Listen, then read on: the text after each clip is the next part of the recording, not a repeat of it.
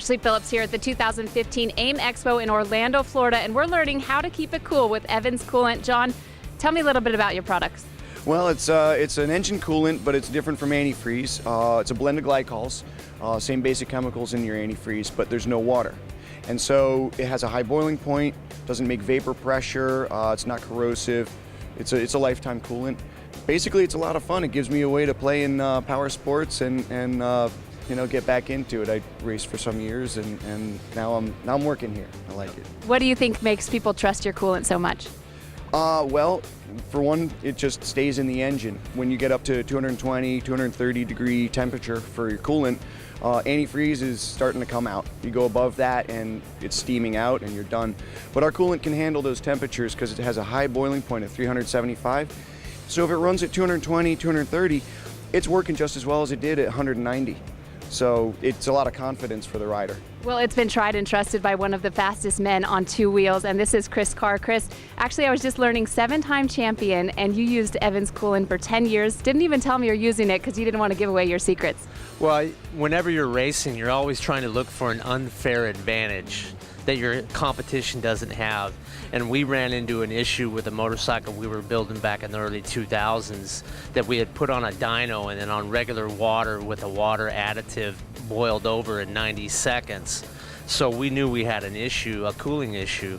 And we searched the internet and we found the Evans waterless coolant and went through the conversion process, put it in the bike, started it up and hit the stopwatch to see how long it would take for it to boil over. And when we got to the 40-minute mark, we realized that we were in pretty good shape, that we cured our problem with this bike.